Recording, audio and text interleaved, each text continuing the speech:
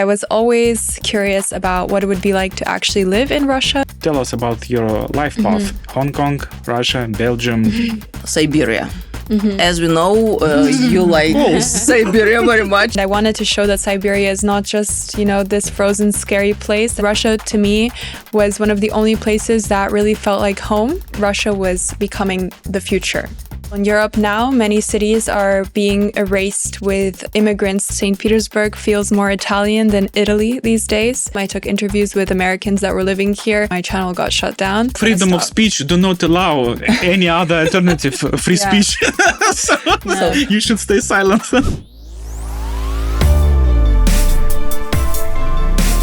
Zvezda Holding presents Dynamic Spectrum Talks now.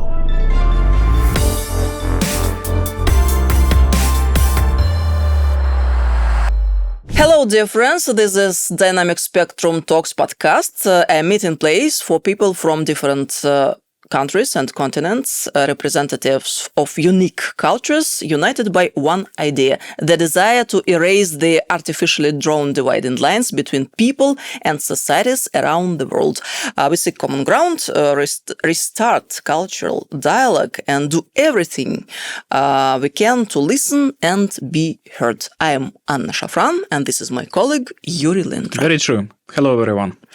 And today, some people are moving abroad from Russia in search of a better life, but we have a talented young lady in our studio who is the opposite example. An American born in Hong Kong, who even lived in Belgium for a while and is now in Russia and looks like has no intention of living. I think it would be difficult to imagine a more suitable guest for our studio. In her blog, which by the way has a huge audience, our guest shares her impressions of Russia. So we welcome in our studio, as she calls herself, Russian-American Sasha Yost. Sasha, glad to see you. Glad to see you as well. Thank you for having me. We are also very glad to welcome you in our studio. Sasha, the common question we usually ask our guests is related to their personal story, about the story of the family and personal uniqueness. We know that your parents are representatives of different countries. Your mom and your ancestors from mother side comes from Russia, and your dad is from Texas, United States. So quite a distance between your parents. So please tell us more about your family, how your parents get together, and tell us about your life path. Hong Kong, Russia, Belgium, New Hampshire, United States. Yes, it's quite the mix. I guess I am proof that sometimes the US and Russia can in fact get along. I was born in Hong Kong. I spent my childhood there. And then as a family, we moved to New Hampshire in the United States. We lived there for around 10 years. But I was always curious about what it would be like to actually live in Russia, because I would only come to Russia for, summer vacations to visit my grandparents in Siberia. So I never actually knew what life here was like. So when I was 19, I took a gap year. I lived in St Petersburg and my parents came to visit me. They also fell in love with Russia and they also decided to move here. But since I have Russian and American citizenship, I couldn't enter university in Russia because you have to pass all the Russian exams, like as if you were a Russian student. And so I studied in Belgium, got my degree there, and always knew that I wanted to come back. So around 3 years ago, I moved back to Russia and now I live in Moscow. Sasha, as we know, you are living in Russia for several years and have visited a lot of different places, as we understand. Yes. And you mentioned Siberia. As we know, you like Siberia very much, and especially Krasnoyarsk region because of your grandmother and grandfather. And we know that you even made a video of their house, your grandparents. By the way, the video got a lot of views. So could you please tell us about Siberia and this place? Can you remember when you first come to Russia, what were your impressions and why did you decide to stay? Yes, so I guess when foreigners think of Siberia, immediately they think of like the gulag. They think it's very cold all the time, that it's like a frozen tundra. But in reality, I was there in the summer. In the summer, it can get very hot, like 30, 35 degrees. And I wanted to show that Siberia is not just, this frozen, scary place, that it's beautiful, that there's a lot of vegetation and fruits, and that people have nice houses and you can actually live there. It's not like some, scary place. And so this definitely was a shock to many of my viewers. I think that's why I got so many views. And the reason why I guess I wanted to live in Russia and why I came here was because Russia, to me, was one of the only places that really felt like home. And I really liked the Russian mentality. I liked how welcoming Russian people are. You cannot find that in every country when you move somewhere, that people will just accept you right away, no matter where you come from. And of course, I liked a lot of the traditional values that Russia was displaying and the fact that Russia was really making an effort to preserve those values and those traditional and family values, and to, it really felt like Russia was moving in the right direction. And I also saw that Russia was improving. I have been coming here since a child, and even though I was only going to Siberia, I was still seeing an improvement I was still seeing an improvement each year. So Russia was growing, it was moving in the right direction, and I could really see that Russia was becoming the future. So, and you decided that now it's the right time. You grown up and you can move here and to stay here forever. Yeah, until yes. I came here and I always knew that I wanted to live in Russia, but then when I actually lived here, I realized, okay, I want to stay in Russia. Because you see, looking to your life path, Asia, Far Asia, Hong Kong, then United States, New Hampshire, then you came to Russia, realized that due to dual citizenship, it's difficult for you to go to the local university, Russian university, because you didn't study in local school, so you didn't pass a certificate that allows you to enter the university. So it means that you had to go to Belgium, live there, study there, not decided to remain in Belgium or in the European Union, and still wanted to return back to Russia. So it means that there was a high desire or huge desire. It's some sort of intention that not everyone has. And what is interesting that your parents came to Russia after you. They came because of me, because I was like the leading, reason for them to come here. And I guess also, my father, he says that the United States now is not the United States that he grew up with. And I think many foreigners who move here, they share this same kind of sentiment that United States now or Europe now is not the country that was their childhood. And many foreigners even say that Russia feels more similar to what their home country used to be like. And so, it was definitely, I think also because I had this experience of living in different countries, I also had something to compare it to. And I think comparison is really important. And living in Europe and the United States and now in Russia, I can definitely say that Russia is much better in terms of the quality of living than the other countries that I was in. So for ordinary citizen, Russia wins because the quality of life, the standard of living, safety as well, 100%, is better. Yes. So you mentioned that your dad used to say that current United States is far from the country that was like in the middle of the previous century. I'm sorry. By the way, what is the United States of America 50 years? What was United States 50 years before? And Europe 50 years before? I think the number one thing is that it was still Europe and still the United States. Like, for example, in Europe now, many cities are being erased with immigrants that are coming, bringing their own cultures and refusing to assimilate. And Europeans are seeing this erasure of their own traditional, their own traditions, their own culture, even their language.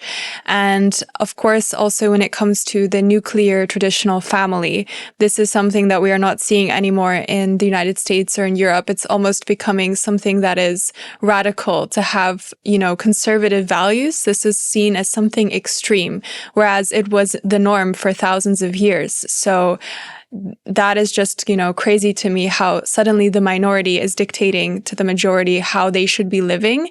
And 50 years ago, it definitely wasn't like that. I understand. So, and now, as I understand, the people in the West, in such countries that are being radically transformed and going through this transformation of their life standards, of the of everything.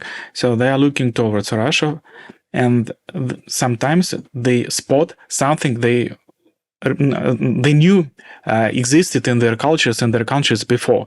And this is one of the reasons why many foreigners, for example, like you, are moving to Russia. Mm-hmm. Am I correct? Yes. But the problem is that we also understand that the minority, this aggressive minority that is installing into the society this rainbow agenda, this so-called diversity, are doing their job quite well, because not only the leaders of this, let's say, ideology get all the benefits, but ordinary people also started to get affected by this installation of the new trends, of the new ideology. I remember you said before that you've seen on these rainbow marches also people, families with children, yes. and from early childhood they got used to this, let's say, normality. And of course, when these children will grow up, they will have nothing to compare with, because for them it will be a normality, a reality they know since the beginning. And this is quite a scary thing.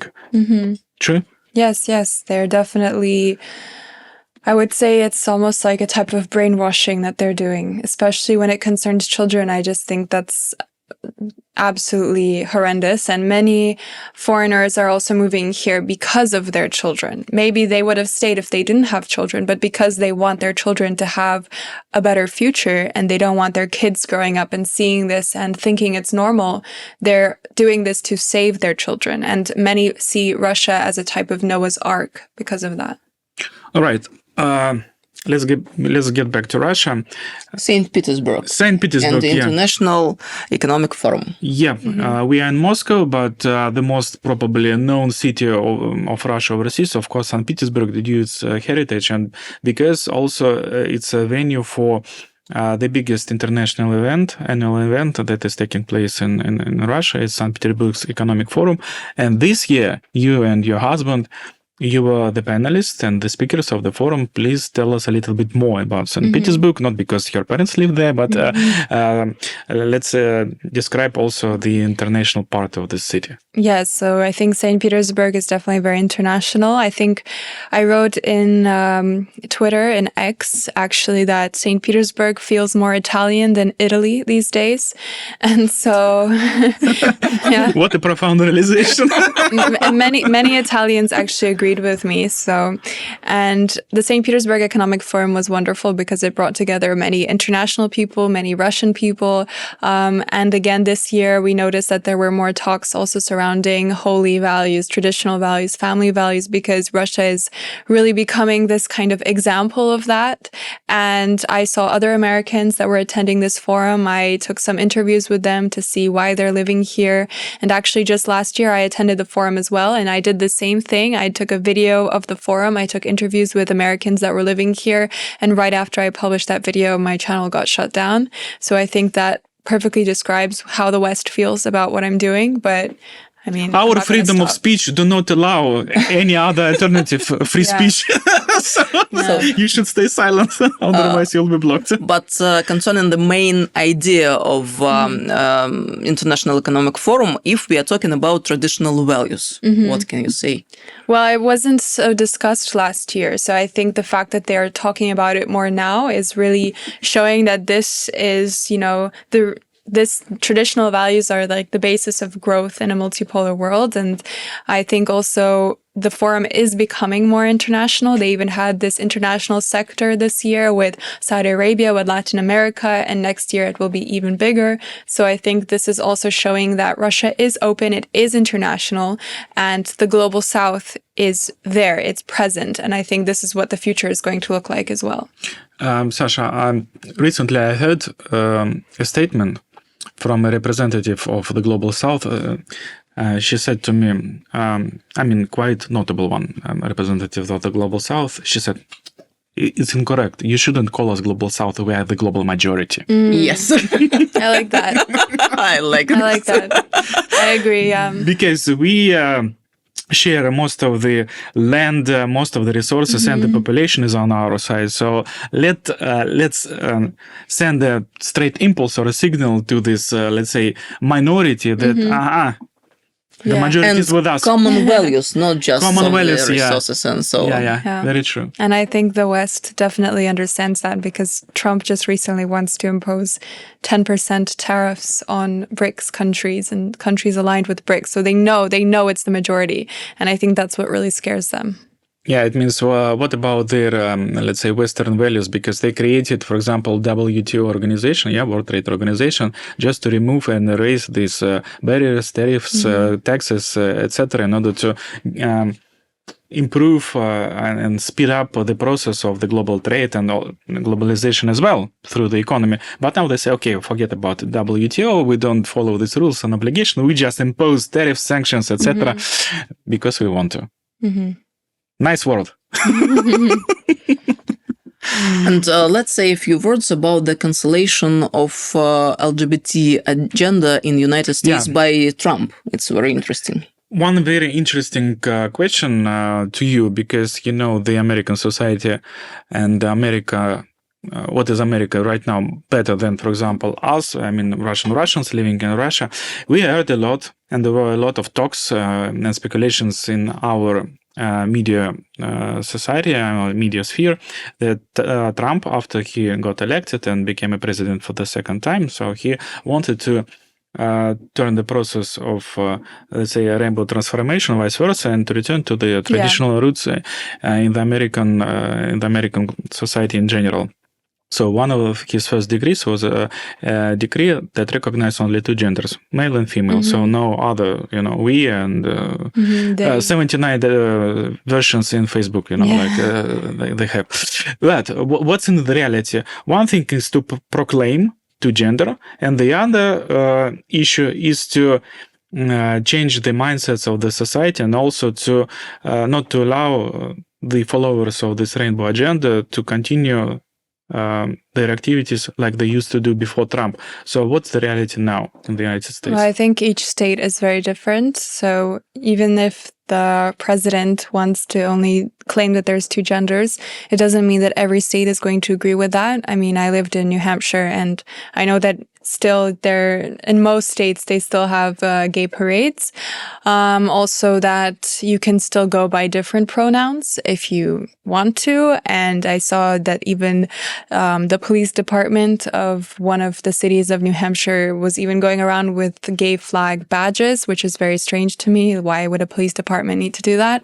But it's my token, Yeah. Serve and to protect, Yeah, protect who? And so I think that the United States is just too far down the rabbit hole for things to change so quickly, and people have already been so brainwashed. It's just, I don't think it's possible to reverse that.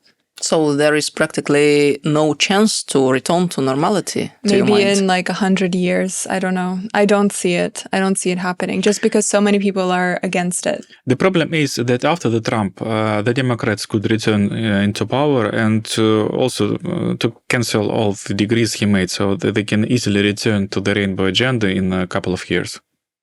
So there should be, let's say, not the Trump himself, but the new leaders who will continue Trump's policy, and at the longer distance, as I understood Sasha correct, it will bring the result.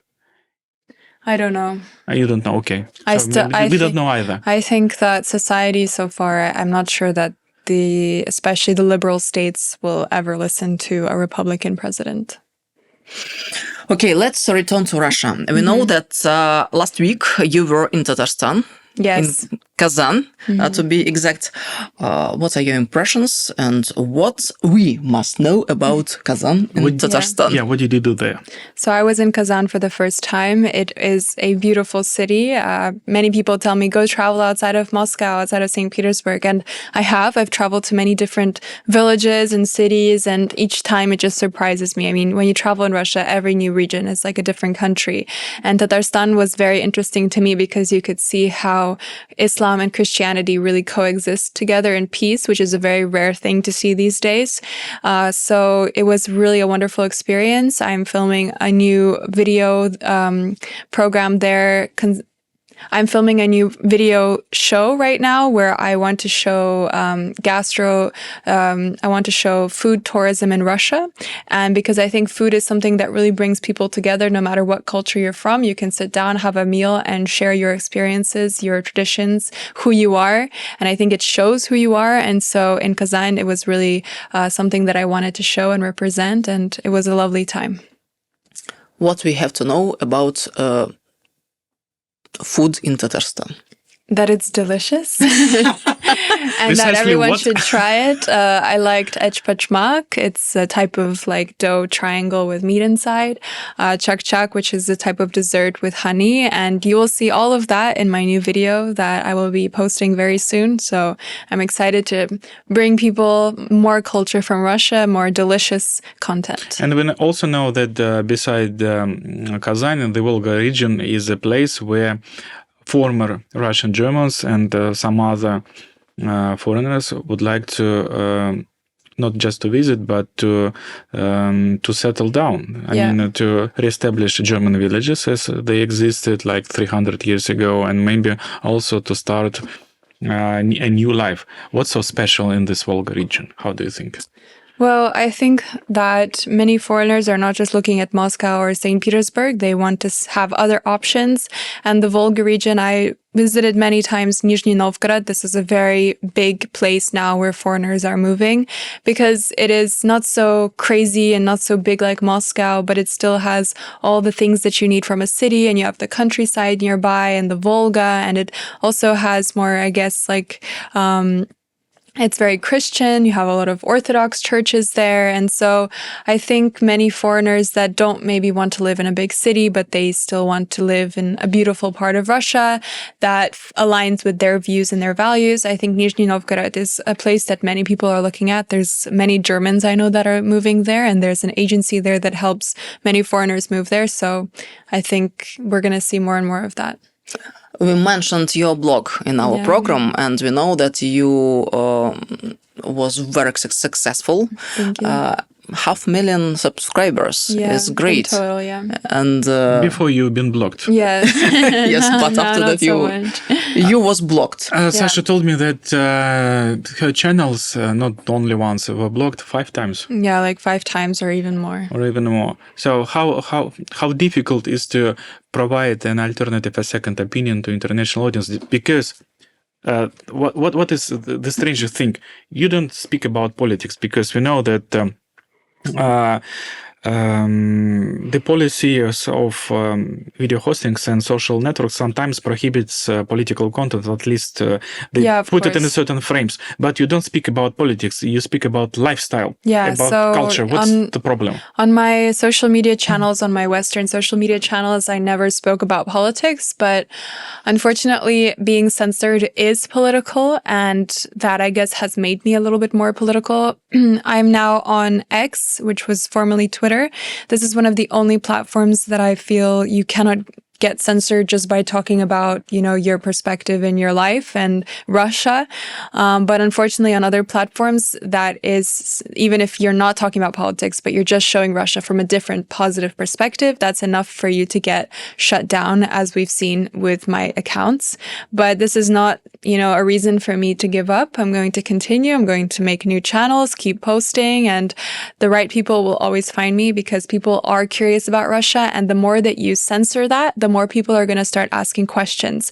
And I already have new followers that know just about me being censored. They've come to find me because they start asking, okay, why is the West so scared of people seeing the truth about Russia? So even through their censorship, this is raising questions and making people more interested in Russia than before. But why you was banned? Because your blog, your content is real soft power. Yes, it's a soft power, I guess. You can say that, yeah. And I guess that's one of the most dangerous things because it doesn't divide people like something political would. It unites people. It makes people see that Russia is human. It makes people see Russia from a positive light. It makes people fall in love with Russia, want to come travel here or even live here. And this is for them the most dangerous thing. And in one of your posts, after your channel was blocked, you put down that, of course, there is no freedom of speech in the West left, but as we all know, Russians never surrender or don't give up. They don't give up. Don't give up. No. Giving up is not about me. So, we found a commonality, a common ground today. We do not give up. No. Yeah, they can try, but they will not succeed. Thank you, Sasha, very much. Thank you. Thank you for being with us today. Thanks it was for a having very me. nice interview and discussion, so hope to see you again soon. Thank you. It was a pleasure. So yeah, please shoot more videos and come again with the news and with your new, let's say, with new discoveries about Russia and lifestyle and Thank you. We were very, very, very glad to meet you, Sasha. Likewise. Thank you. Thank you. Thank you.